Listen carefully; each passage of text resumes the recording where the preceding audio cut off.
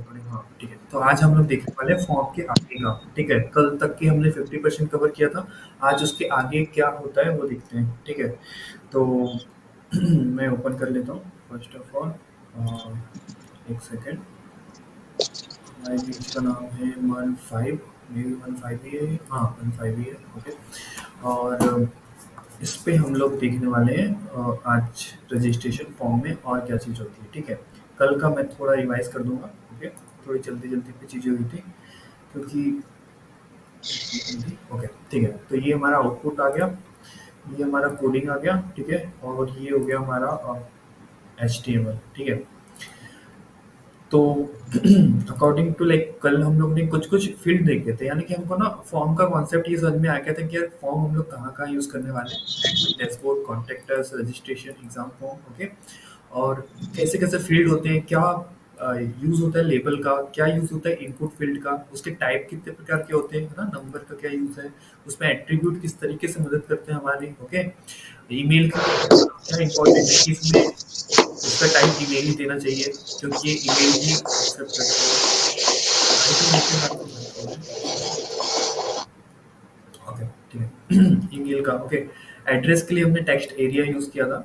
Date of birth, है ना, कि किसी की भी एग्जाम फॉर्म फिल कराते समय डेट ऑफ बर्थ लेना है तो हम लोग डेट ऑफ बर्थ ले सकते हैं, है ना। इसमें डेट और टाइम लोकल लिया था कि यार अगर नॉर्मल हम लोग डेट लिख लेते हैं, ओके, ठीक है, तो एकदम से डेट ही आती है, ठीक है। और डेट और टाइम लोकल लेते हैं तो लोकल भी आता है। फिर हमने बोला कि यार ओबीसी, एसटी/एससी या जनरल, इनमें से किसी एक को लेना है हमको, ओके। तो कैसे सिलेक्ट करेंगे, तो हमने एक चीज़ देखा था कि सबका टाइप हमें रेडियो देना है और उनके कास्ट जो है ना, उसका नाम सेम देना है।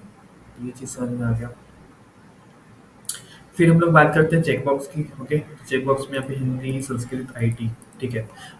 ये चीज़ क्या होता है कि चेकबॉक्स और आईटी में अंतर, सॉरी, चेकबॉक्स और रेडियो में अंतर ये है कि जो रेडियो है, ओके, वो है आपका रेडियो बटन्स, आपके नॉर्मल, आप समझ सकते हो कि बहुत सारों में से एक को चूज़ करना है, ठीक है। और चेकबॉक्स क्या है कि एक से ज़्यादा को अगर सिलेक्ट करना है तो, ठीक है। तो आप वहाँ पे यूज़ करोगे चेकबॉक्स का जहाँ पे बहुत सारों में एक को सिलेक्ट करना है, ठीक है। तो यहाँ तक की हमारी कहानी कल तक हो गई थी। अब इसके आगे चलते हैं, ठीक है। इसके आगे वैसे आप लोगों ने ट्राई किया है या नहीं पता नहीं मुझे कि और भी टैग्स होते हैं करके, ठीक है। तो सबसे पहला जो टैग आता है, ठीक है, इसके बाद वो है मान लो आपको यूज़ करना है इनपुट, क्या बचा हुआ है अभी, कलर फाइल का करते हैं, ठीक है। फाइल का कैसे होता है मैं आपको बताता हूँ। जैसे आपको कराना है इमेज अपलोड कराना है, ठीक है। इमेज अपलोड कराना है तो आप बोलोगे चूज योर फाइल, ओके। यहाँ पे हम लोग कॉलन डाल देते हैं, ओके। तो किसी भी कैंडिडेट का अगर इमेज अपलोड कराना है तो हम लोग इमेज अपलोड करा सकते हो। चूज फाइल करते हो, ठीक है। एक विंडो ओपन होगी आपके सामने, ठीक है। और उसमें आप जो भी जैसे ये वाली इमेज है इसको अपलोड कराना है तो आपने क्या कर दिया, ओपन कर दिया। यहाँ पे वो क्या हो गया, ओपन अपलोड हो गया, ओके। और जैसे आप सबमिट करोगे डेटाबेस में ये वाली इमेज अपलोड हो जाएगी, ठीक है। दूसरा है कि अगर आपने अभी यहाँ पे क्या करो, या तो ये इमेज अपलोड हो रही है या तो ये पीडीएफ अपलोड हो रहा है, ठीक है। अगर आप दोनों को चाहते हो कंट्रोल के साथ तो नहीं होगा इसमें, ठीक है। यहाँ पे एक ही फाइल अपलोड हो सकती है, मगर इसका एक एट्रीब्यूट होता है सॉरी, इसका नाम होता है मल्टीपल। मल्टीपल से क्या होता है, एक से ज़्यादा फाइल आप लोग अपलोड कर सकते हो, ठीक है। अब यहाँ पे देखते हो, ठीक है। यहाँ पे मैंने इसको भी सिलेक्ट किया, इसको भी सिलेक्ट किया और ओपन किया। तो यहाँ पे देखो 2 फाइल सिलेक्ट हो गई और वो दोनों सबमिट हो जाएगी, ठीक है। तो इसके लिए हम लोग यहाँ पे इसका टाइप कर लेते हैं, फाइल लेते हैं, ओके। अभी आगे चलते हैं और इनपुट में क्या है चेक करते हैं। डेट एंड टाइम हो गया। कलर, कलर नॉर्मली अगर किसी वेबसाइट में आपको कलर पिक करने के लिए ऐसे पूछता नहीं, मगर अगर रखना है आप कर रख सकते हो, ठीक है। इसमें ऐसा होता है कि आप कोई भी कलर चूज कर सकते हो, ये, ठीक है। जैसे आप एक वेबसाइट बना रहे हो जिसमें आप बोल रहे हो कि यार आपका फेवरेट कलर क्या है, आप लोग इनपुट में डालो, ठीक है। तो आप लोग इस पर क्लिक करते हो और पूछते हो कि यार आपका फेवरेट कलर क्या है, आप इसमें से सेलेक्ट कर सकते हो, ठीक है। ये होता है कहीं एंट्रेंस वगैरह में ये सब चीज़ पूछी जाती है, मे बी, ठीक है। फिर इनपुट करते हैं और क्या चीज़ है, इमेज। इमेज भी फाइल की तरह ही काम करता है, ठीक है। कि आपको इनपुट में इमेज लेना है। ओके, यहाँ पे एसआरसी हम देखिए देखते हैं।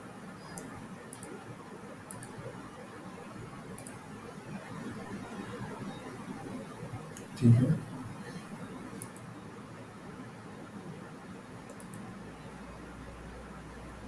ठीक है। यानी कि इमेज पे क्लिक करके आप पता करो कि इमेज के कौन से पार्ट पे उसने क्लिक किया। मतलब समझ लो कि इमेज के बहुत बड़ा इमेज है, तो आपने कौन से पार्ट में क्लिक किया। अगर ये इसका डेटा चाहते हो तो आपको इमेज लगाना होता है। बेसिकली ये कुछ वो नहीं रहता, ये फाइल से हम लोग इमेज को अपलोड करा सकते हैं। ठीक है, ये कुछ एक्स्ट्रा इनपुट टैग है जो कि अनयूजेबल है। ठीक है, सबसे इम्पोर्टेंट और जो बचे वो मैं बता देता हूँ डायरेक्ट। ठीक है, एक होता है रेंज। ठीक है, रेंज में क्या होता है, हम सिलेक्ट करते हैं। ठीक है, जैसे आपने इसमें बोल दिया इसको स्टार्ट कर दिया। इसमें स्टार्ट होता है या फिर सॉरी, इसमें होता है वैल्यू। ओके, इसकी वैल्यू कर दी आपने 0। ठीक है, तो ये क्या हो जाएगा, स्टार्टिंग में हो जाएगा। इसमें आप आपकी वैल्यू कर दी आपने इसकी 50%। ठीक है, 50% हो गया, आपने इसकी वैल्यू कर दी 80। ठीक है, तो ये 80% हो जाएगा और इसकी वैल्यू आपने कर दिया 100। तो ये 100% हो जाएगा। ठीक है, तो ऐसे आप किसी भी प्रोग्रेस बार को आप बना सकते हो। ठीक है, और इसकी वैल्यू को कम ज़्यादा आप लोग कर सकते हो अपने हिसाब से। ठीक है, इसमें हम जावास्क्रिप्ट का फंक्शन लगा के अपने आप भी इसको करा सकते हैं। ठीक है, तो एक रेंज हो गया। ठीक है, कि मान लो आप एचटीएमएल कितना जानते हो। ठीक है, आपने ऐसा सोचा कि आपको एचटीएमएल कितना आता है, तो आपने एक प्रोग्रेस बार बनाया, आपने बोले कि मुझे एचटीएमएल अभी लगभग 80% आता है। ठीक है, तो 80 आपने रख दिया। फिर आपने एक और बनाया कि आपको मान लो एक ब्रेक लगाया आपने, और आपने बोला कि आपको सीएसएस कितना आता है। ठीक है, आपने ऐसे बोला आपको सीएसएस कितना आता है। देखो,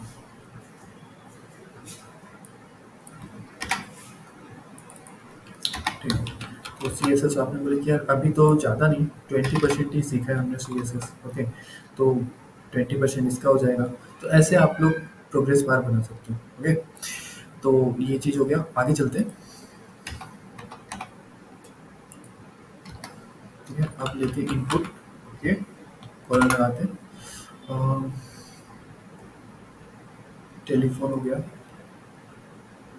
टेक्स्ट हो गया, टाइमिंग का भी ले सकते हो, वीक का भी कर सकते हो कि जैसे आपको कोई वीक का पता करना है। लिस्ट बॉक्स, मेनू लिस्ट, लिस्ट बॉक्स मेनू लिस्ट क्या बोलना चाह रहा हूँ।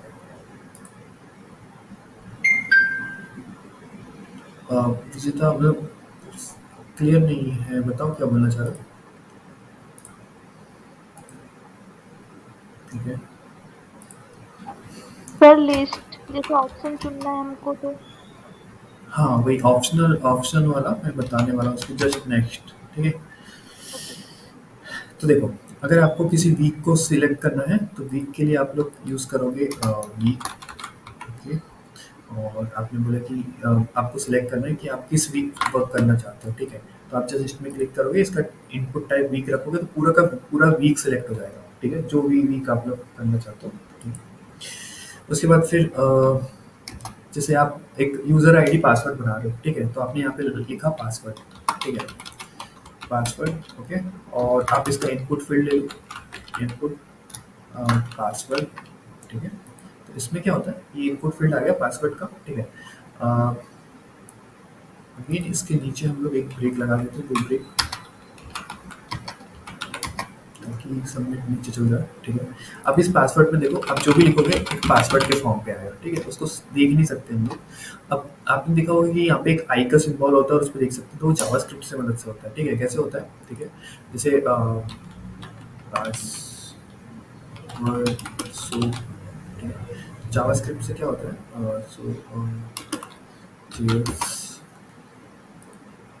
देखो यहाँ पे एक ऑप्शन है, इस पे हम लोग ने इसका टाइप पासवर्ड करके उसमें पासवर्ड आ रहा है ना। इसमें सो आइकन रहेंगे तो जो लिखा है वो दिख जाता है, और फिर जैसे अनचेक करेंगे तो दिख जाएगा। तो ये कैसे हो रहा है, इसमें ये तो अपने पासवर्ड इनपुट फील्ड पासवर्ड ही लिया। ठीक है, ये तो चल जा रहा है। ठीक है, और यहाँ पे एक इनपुट फील्ड अपन ने चेक बॉक्स लिया है। ठीक है, मगर इसमें क्लिक करने पे एक फंक्शन रन कर रहे हैं जिसका नाम है ऑन क्लिक, और उस पर हमने एक जावास्क्रिप्ट का लिखा है कि अगर उसकी वैल्यू पासवर्ड होती है तो उसका टाइप टेक्स्ट कर दो, और अगर पासवर्ड नहीं होती तो उसका टाइप क्या कर दो, सॉरी, मतलब उसका टाइप अगर पासवर्ड है तो टेक्स्ट कर दो, और नहीं है तो पासवर्ड ही रहने दो। ठीक है?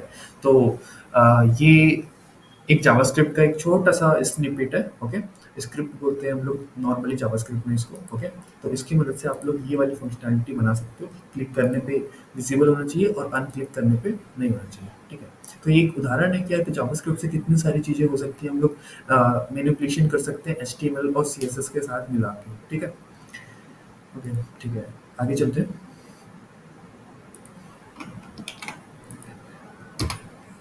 लास्ट है जो निधि निधि बोलता हूँ, विजिता ने पूछा, ठीक है?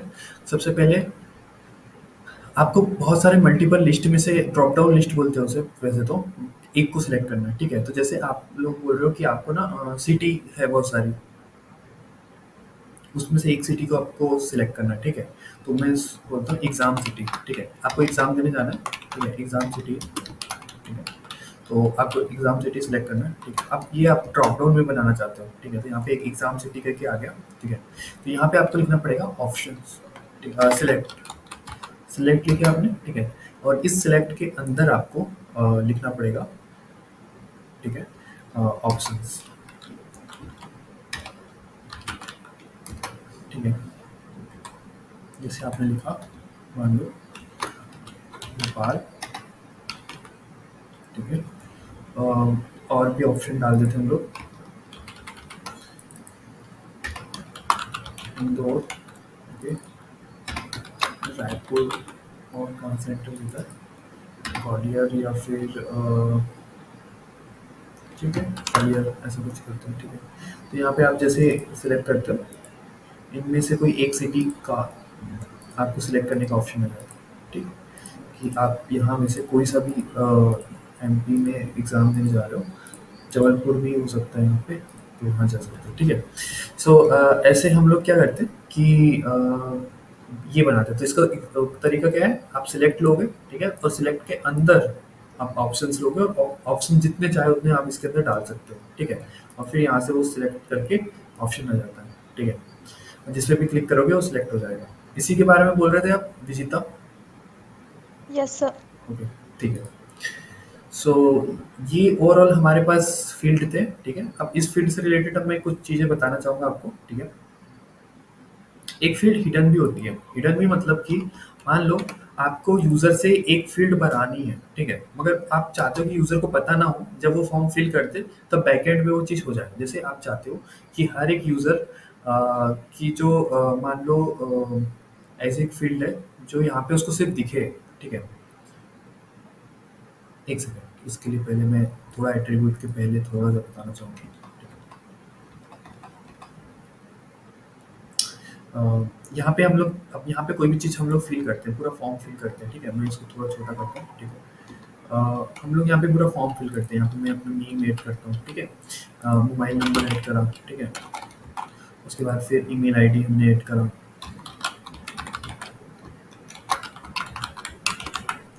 एड्रेस ऐड कर दिया, ठीक है? डेट ऑफ बर्थ ऐड कर दिया, ठीक है? ओबीसी, हिंदी, आईडी, ठीक है?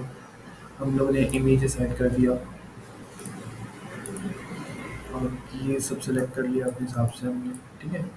सीएसएस में जितनी आती है, एचटीएमएल में जितनी आती है, ऐसा करते हैं, ठीक है? वीक मैंने सेलेक्ट कर दिया, पासवर्ड ऐड कर दिया और मैंने यहाँ पे भोपाल सेलेक्ट कर दिया, ठीक है?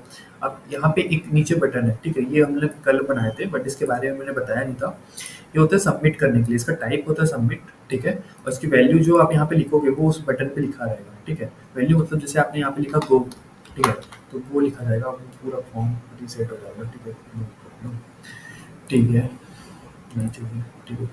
तो ऐसे आप चीज़ें कर सकते हो, ठीक है? अब मैं यहाँ पे थोड़ा-थोड़ा ये कर रहा हूँ। अब देखो यहाँ पे मैंने जो भी फिल किया, ठीक है? अ, ठीक है? अब यहाँ पे जैसे ही मैं गो या सबमिट करता हूँ, ठीक है? तो ये क्या हो जाएगा, ये फॉर्म सबमिट हो जाएगा, ठीक है? अब सबमिट हो गया कैसे पता चलेगा? आप इसकी यूआरएल में देखोगे, ठीक है? हाँ, किसका क्वेश्चन है पूछो? सर, हाँ, हाँ। गो की साइड में हमको ओके बटन और रिफ्रेश हेल्प ये लगाने हैं तो? बटन बना सकते हो आप, जितने चाहे बटन बना सकते हो, ठीक है? जैसे आपको गो के साइड में बनाना है, तो मैं आपको बता रहा हूँ बट कि हाँ, हाँ। नीचे नहीं लाना, साइड में लाना है।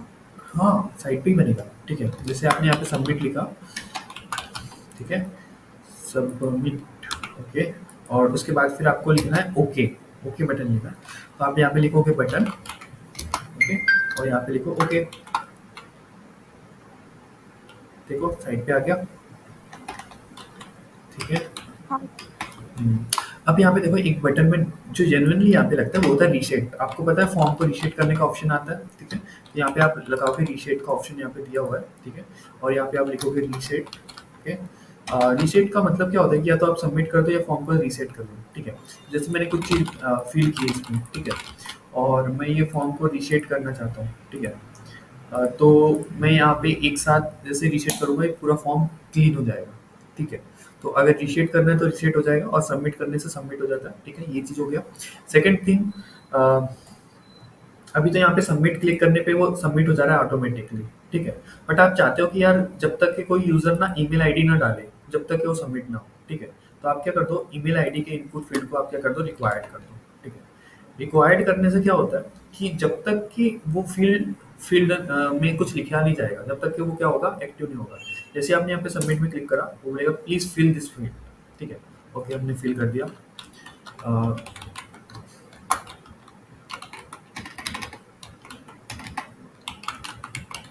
ठीक है, अब सबमिट करने की कोशिश करते हैं, ठीक है। अब सबमिट हो जाएगा, ठीक है। सेकंड होता है रीड ऑनली। रीड ऑनली मतलब कि आप उसको सिर्फ पढ़ सकते हो, उसको यूज़ नहीं कर सकते। जैसे कि मान लो मैंने ये जो ऑब्जेक्ट सिलेक्ट फील्ड है, ठीक है, ठीक है, इसको मैंने कर दिया। नहीं, इसको सिलेक्ट फील्ड को नहीं कर सकते, ठीक है, क्योंकि इनपुट फील्ड नहीं, इनपुट को ही कर सकते हैं। जैसे किस फील्ड को करूँ मैं, मान लो मैं नेम को कर देता हूँ, ठीक है। नेम नहीं, मान लो मैं फ़ोन नंबर को कर देता हूँ, ठीक है। फ़ोन नंबर पे मैंने मान लो कर दिया, ये है फ़ोन नंबर, ठीक है। और इसमें मैंने एक चीज़ लगा दी, रीड ऑनली, ठीक है। अब क्या होगा कि मैं इस पे ना लिख नहीं पाऊँगा, ना तो नंबर लिख पाऊँगा ना कुछ, सिर्फ़ मैं पढ़ पाऊँगा। अब पढ़ क्या सकते हैं, अगर आप इसकी वैल्यू सेट कर दो, हर एक एट्रीब्यूट की वैल्यू सेट कर दो। जैसे आपने इसकी वैल्यू सेट कर दिया 1, 2, 3, 4, 5, 6, ठीक है। तो क्या होगा कि ये इसको आप ना एडिट कर पाओगे, ना कुछ कर पाओगे, सिर्फ़ आप देख पाओगे, ठीक है। तो ये होता है कि अगर आपने कोई फ़िल कर दिया, जैसे आपने ईमेल आईडी में भी आपने क्या कर दिया, आपने रीड ऑनली कर दिया, ठीक है। और इस पे आपने वैल्यू डाल दिया, कुछ भी, जैसे कि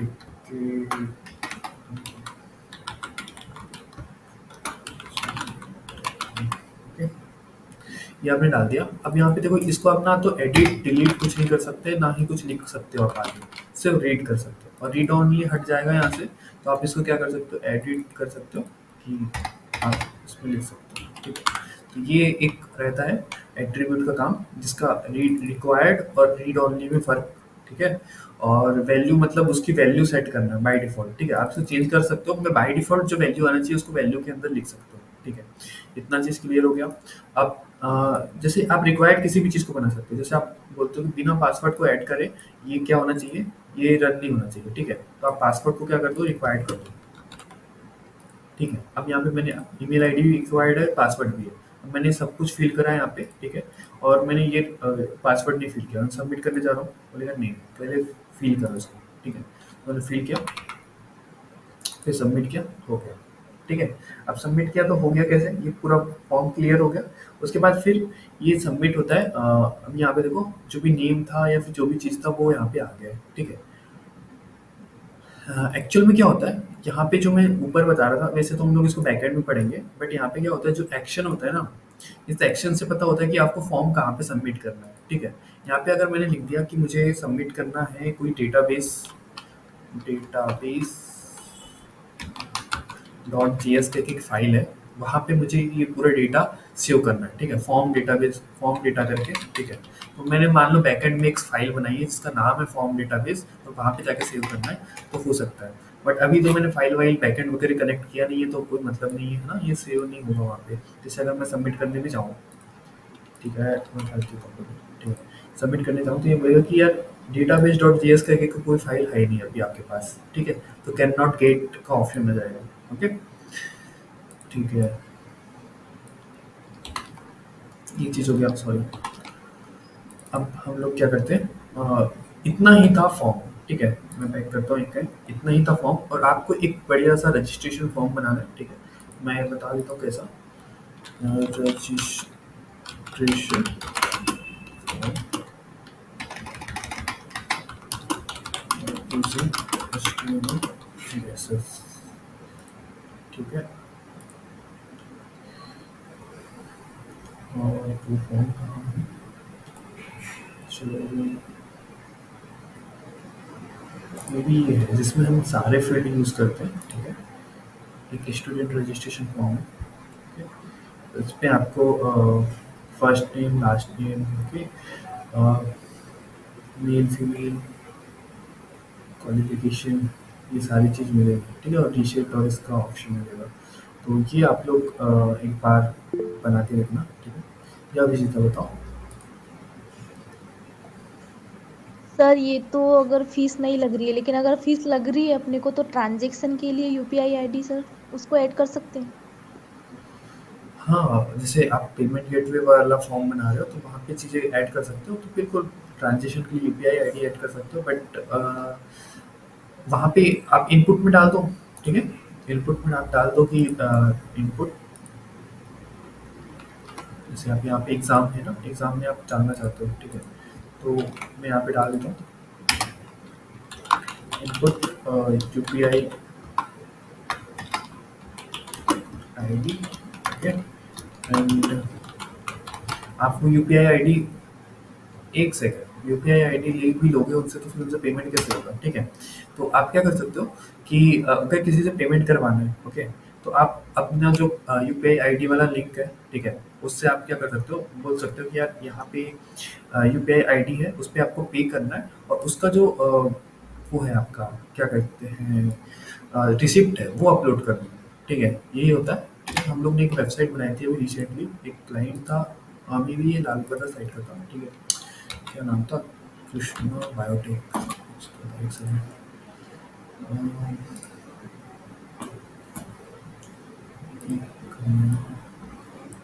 मिनट, मैं आपको बताता हूँ कि एक वेबसाइट भी आप, जो सेम फंक्शनैलिटी आप बोल रहे हो वहाँ पे हम लोग ने इम्प्लीमेंट की थी। एक, देखो, जैसे हम लोग ये कृष्णा बायोटेक करके हम लोग ने एक वेबसाइट बनाई थी, ओके? अब इस पे जैसे वो बाय नाउ करता है, ठीक है? बाय नाउ के बाद चेकआउट करता है, ठीक है? तो चेकआउट करते समय हमने एक फ़ील्ड दे दी है, ठीक है? और उस पे हमने बोल दिया कि यार ये जो फ़ोन नंबर है, इस पे आपको क्या करना है, अ यूपीआई, मतलब ये उसका यूपीआई नंबर है, उस पे आपको पैड करना है, ठीक है? और उसकी चीज़ें आपको अपलोड करनी है, मतलब उसका स्क्रीनशॉट आपको क्या करना है, अपलोड करना है, ओके? वैसे यहाँ पे पहले क्यूआर भी था, शायद उन लोगों ने हटा दिया है ना?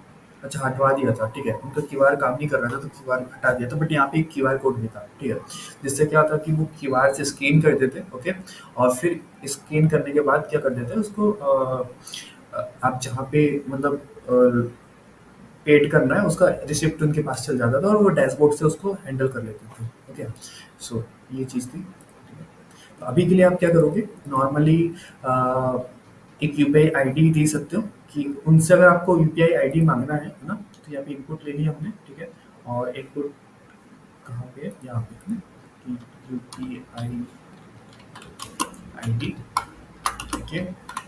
और इनपुट, ठीक है? ये टेक्स्ट हो जाएगा, और यहाँ पे आप,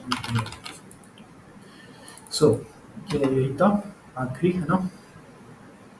तो आई होप आपको फॉर्म पूरा क्लियर हुआ होगा, और आपका टास्क हम लोग आपको, मतलब मैं सेट कर दूंगा आपको कि क्या करना है आपको, है ना? कौन से थे वो मैं भूल गया, आई थिंक, ठीक है, मैं आपको रूट का सेंड कर दूंगा, कोई बात नहीं, है ना? अब आते हैं आपके अगले टॉपिक पे, ओके? फॉर्म हो गया आपका, ठीक है? बाकी ये चीज़ ऐसे ही है, ठीक है? एंटिटीज़ और ये सब चीज़ें तो मैं यहाँ पे लिख देता हूँ, फॉर्म रजिस्ट्रेशन फॉर्म बन जाओ D9, ठीक है? 9 दिन चला आपका D9, एक जो डे 10 होगा आपका वो रिवीजन क्लास होगी, ठीक है? रिवीजन इन द सेंस कि जो भी आपने पढ़ा है और इसमें अगर बीच में कोई टॉपिक छूट गया तो वो हम लोग रिवाइज कर लेंगे वो टॉपिक को, ठीक है? डे 9।